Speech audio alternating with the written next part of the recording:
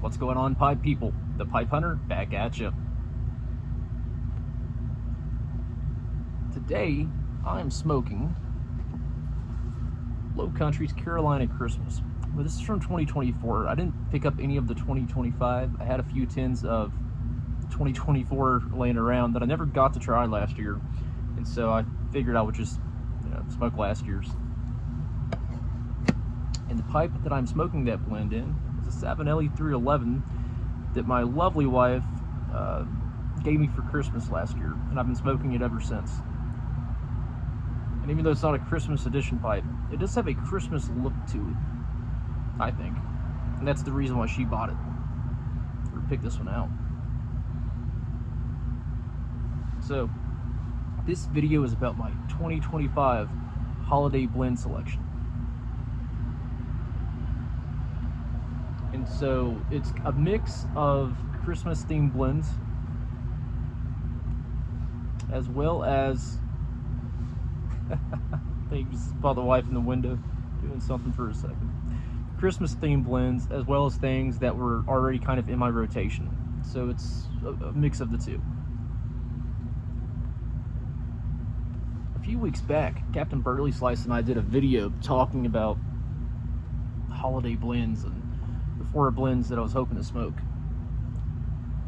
And I was all over the place in that video.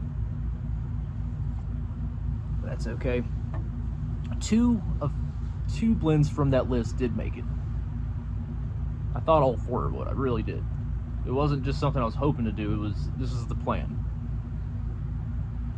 But I'm happy with the way it turned out.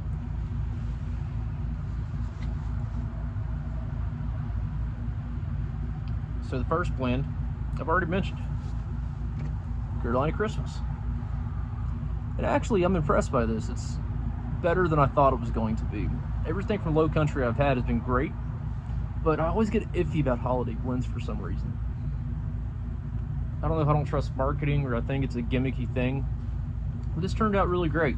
It's a Virginia with a lot of Oriental in it, a lot of these other flavors. It says Red Virginia Cavendish, Heirloom Burleys, Matured Red and Bright Flue-Cured Leaf, St. James Perique, and Exotic Catarini Turkish.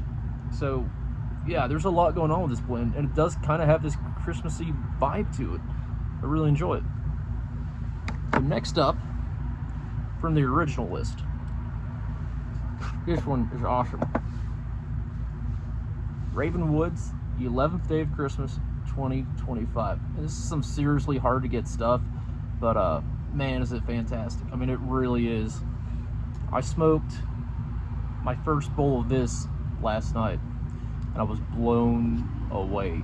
You know, I'm a notorious Virginia snob, and it's really good. It's a lighter, airier Virginia, but it still has a very rich, sweet taste, and some depth to the flavor while being light and airy, which is a very difficult combination to develop.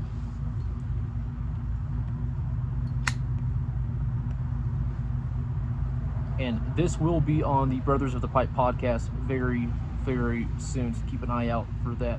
But again, that is the 11th Day of Christmas. And what top-notch tin art. Look at that. But if you guys can find any of this, you absolutely should. Phenomenal blend. Hard to get, but worth the effort. Now, from that original list, there's 2 that did not make the cut. One is Cornell & Deal's We 3 Kings, and I purchased a tin from this year's release. Just didn't make the cut. I have too much open, too much unplanned blends here that I'm very excited about, but you know, I have the tin. It will remain sealed and ready to go until I'm ready to smoke it.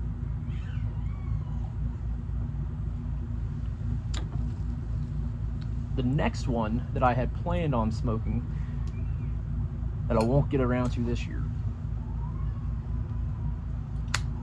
is McBaron's Plum Cake.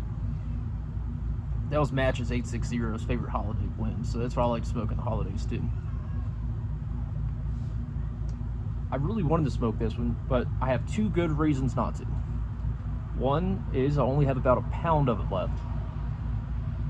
So unless I can acquire more, I've got to make that pound last the rest of my life. And two, another blend came into my possession that's kind of taking that slot for this year. That is Reaver Tobacco's Kinmont Willie's Upside Down Plum Cake. So it's still kind of plum cake. So this is Reaver Tobacco by Dan Armstrong. This is his newest blend, a holiday blend that I am very, very excited about. And this will actually be the blend on the newest episode of the Brothers of the Pipe podcast coming out this Sunday. We'll record it on Saturday night, and we'll probably still be smoking it during the after party on Saturday night. Dan Armstrong has joined us in the chat box before. Maybe we can get him on. But very excited to try this one. Next up, coming all the way from 209 Piper, my man. He sent me and Captain Burley Slice a few things. And the one that's made the current rotation as well as the holiday blends is Peterson's Irish Flake. And this is a blend I've been wanting to try for a very, very long time. It's in the realm of like Old Dark Fired, but I think it's just amped up and kind of on steroids. Not sure if this one's going to make the podcast because I don't know if there's going to be enough to last until then. But I've been smoking it. Captain Burley Slice has been smoking it, and we're very grateful to 209. And after the holidays, there's some other blends that he sent that I want to get into. And one of those is Samuel Gallwith's Best Brown Flake, very popular flake. Bosun Flake, which is a very unique flake for sure. And a blend that we featured on last week's episode of Brothers of the Pipe, McClellan's Christmas Cheer 2015. What? 209 is such an awesome guy. He had joined us on a Zoom call for the after party a couple weeks ago. It was actually the last night of November, because Cobb November was ending. So he wanted to celebrate with a new briar and an unopened tin of 2015 McClellan Cheer. And what a way to get back into the briar game after a month off, right?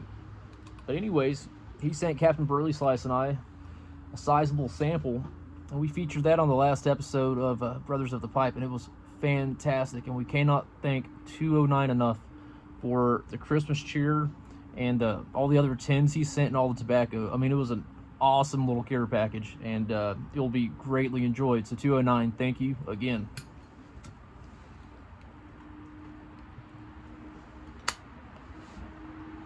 The last one is a blend that I've more so had already in my rotation, but I've been taking my sweet time with it. So I didn't plan on this being a holiday blend. But the holidays are here, and it fits the weather outside. That's going to be Cornell & Deal's Small Batch 2025 From Beyond. Ooh, got him one. I've got about half a tin left. Give me a second, I'm nosy. It is a fire truck. Not one of the engines, but one of the, like the pickup trucks. Must be a call. Oh, here goes another. This one's an engine, so it's either a fire or a vehicle accident. Sorry about that. But anyways, Corral & Deal's From Beyond 2025. I've been enjoying it. It's just taking me longer to get through the tin than I expected, because I haven't been able to dip in as much as I would like lately.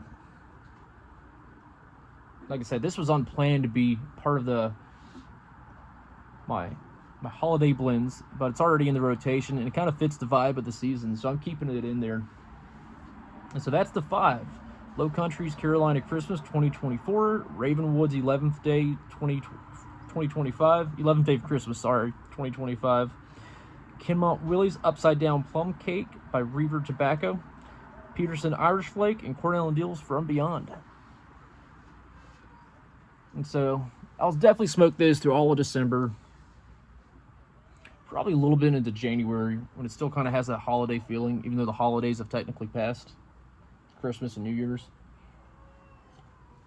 Depending on what's left of some of the Christmas blends, like the plum cake, and maybe even the Carolina Christmas and Ravenwood 11th Day of Christmas, if I have any left, I'm not sure if I'll continue to smoke it or package it up in a jar and wait till next year. Not entirely sure yet.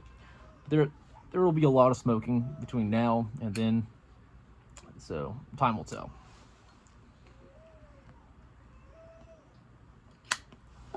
But that's all I've got for this video.